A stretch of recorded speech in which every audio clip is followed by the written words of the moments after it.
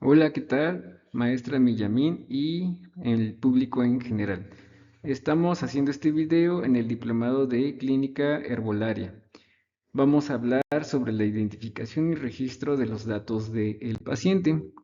La historia clínica es una herramienta importante tanto para el personal de salud como para el mismo paciente, por lo que cobra una gran importancia para el diagnóstico y tratamiento de las enfermedades del paciente, agregando que en ella se pueden registrar el histórico de las patologías que ha tenido a lo largo de su vida, por lo que algunas enfermedades pasadas podrían estar relacionadas con la enfermedad actual del paciente. Es crucial la recopilación exacta de la información del paciente porque, de acuerdo a los signos y síntomas del paciente, se puede determinar un probable diagnóstico de la enfermedad que está cursando, así como también se puede llegar a un buen tratamiento para la enfermedad del paciente. Es importante también saber que a veces con los signos y síntomas del paciente no se puede llegar a un diagnóstico certero, por lo que se tienen que emplear herramientas diagnósticas para llegar a un diagnóstico final, por lo que la misma entrevista clínica nos puede orientar, de acuerdo a los signos y síntomas, qué tipo de estudio se puede hacer, ya sea un estudio de laboratorio o un estudio de gabinete. Las herramientas que se utilizan en la recopilación de la información médica, pues está la historia clínica, ya sea impresa o ya sea digital. Un bolígrafo para pues hacer las anotaciones correspondientes, una computadora en caso de que se requiera o en caso de que el expediente clínico sea virtual, un estadiómetro para medir al paciente, tomarle su peso, en este caso peso y talla, y a lo mejor sacar el índice de masa corporal, baumanómetro para la toma de la presión arterial, un estetoscopio para pues hacer las exploraciones correspondientes de acuerdo a la patología del paciente o en su debido caso hacer una exploración completa. Un termómetro para tener un punto de referencia si el paciente cursa con una temperatura estable o empieza con una hipertermia. Una mesa de exploración, esta se ocupa debido a que se pretende explorar al paciente. Un escritorio, que es en medio donde se puede escribir y entrevistar al paciente. Las sillas, ya sea para el mismo paciente, para el médico, terapeuta, enfermera o enfermero, y sillas para también el acompañante o los acompañantes del paciente.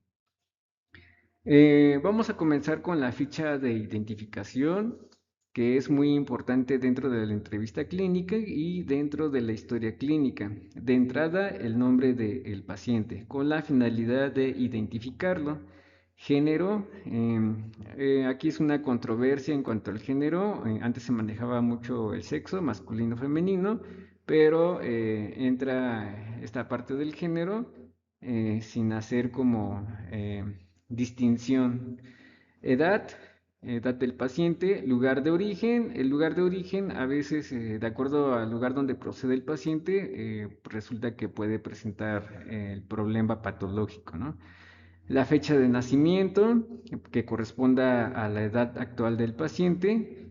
Sabemos que no lo está inventando, si corresponde a la edad que nos está diciendo y a la fecha de nacimiento. Estado civil, ocupación actual. La ocupación actual es relevante porque probablemente de ahí se pueden estar originando las enfermedades de acuerdo a lo que se dedique el paciente. Religión, escolaridad, domicilio actual completo, familia responsable en caso de que algo le llegue a pasar al paciente durante la entrevista clínica. Entonces, tiene que haber un responsable al cual dirigirse en caso de que pase algo. Tipo de interrogatorio, si es directo o indirecto. A veces el paciente no puede hablar o tiene algún problema intelectual o algún problema neurológico, entonces hay que recurrir al acompañante para hacer una entrevista indirecta. Fecha de elaboración de la historia clínica, que es relevante porque de aquí se parte para hacer el expediente del paciente. Otro rubro importante son los antecedentes hereditarios familiares, en el cual se van a interrogar enfermedades de los familiares directos, de abuelos, padres, hermanos, tíos, primos consanguíneos que no sean políticos. Los políticos no entran porque no hay un parentesco como tal. De ahí se indaga sobre pues, neoplasias, enfermedades endocrino-metabólicas, enfermedades crónicos-degenerativas como hipertensión arterial, diabetes mellitus, antecedentes de tuberculosis, VIH, cardiopatías, enfermedades hematológicas, alergias y hepatitis.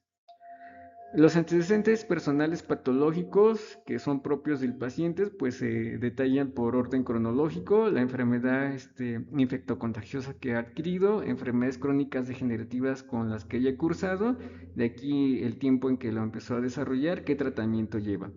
Traumatológicos, pues aquí si ha sufrido alguna contusión, golpes, traumas, cortes, fracturas, el cual es relevante. Y si tuvo alguna complicación durante los eventos traumáticos. Alergias, las alergias, pues aquí entran pues los medicamentos, sustancias, algún química que sea alérgico, inclusive plantas medicinales que sí nos corresponde mucho este rubro para determinar si es alérgico a alguna planta medicinal. Quirúrgicos, de qué fue operado y si hubo alguna complicación en las cirugías. Si ha estado hospitalizado previamente, por qué razón ha estado hospitalizado. Transfusiones, si ha recibido sangre, si hubo alguna reacción tras recibir la sangre. Si fuma, toma, consume alcohol, también es relevante. También es importante los antecedentes andrológicos y ginecológico-obstétricos. Cobra mucha relevancia esta parte de los andrológicos porque muy pocas veces se pregunta al hombre si tiene algún problema en cuanto al aparato reproductor masculino. Inicio de vida sexual, método de planificación familiar, orientación sexual, si sostiene relaciones sexuales de alto riesgo, alteraciones de líbido, enfermedades de transmisión sexual.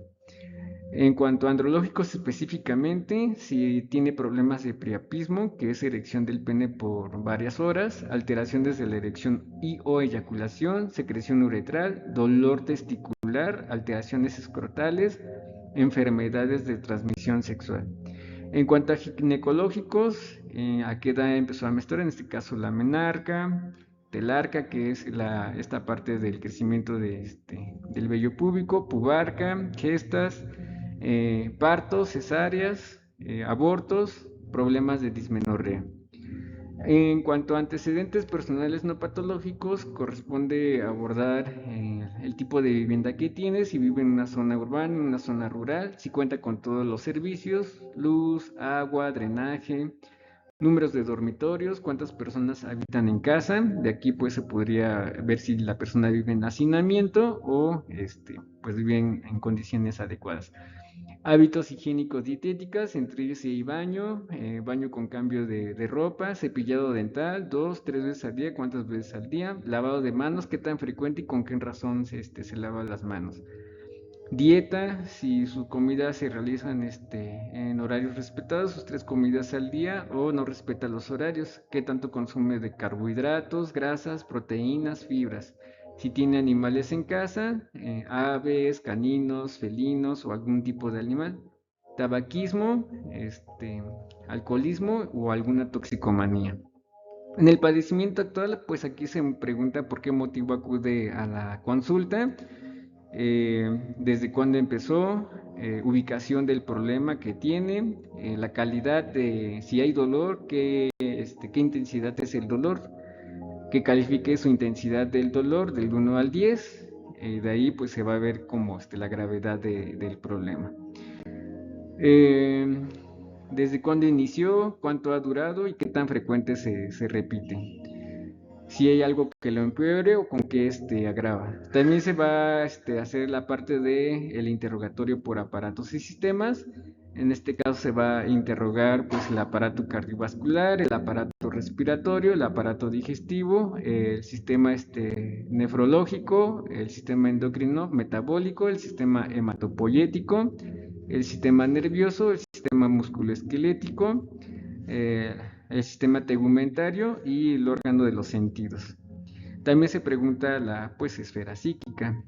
Y bueno, de los estudios complementarios que se pueden hacer para llegar a un buen diagnóstico es la biometría hemática, los rayos X, la química sanguínea, el examen general de orina, ultrasonidos, tomografía axial computarizada, resonancia magnética. Y bueno, la privacidad del paciente es muy relevante con la finalidad de respetar su privacidad. Solamente le corresponde al personal de salud involucrado ver el expediente del paciente y a lo mejor autoridades competentes por alguna situación médico-legal. Muchas gracias al libro de la Guía de Exploración Física de Historia Clínica de Backlek y Bates y la Universidad de Juárez del Estado de Durango por su artículo de Historia Clínica del Interrogatorio. De momento eso es todo. Muchas gracias por su atención.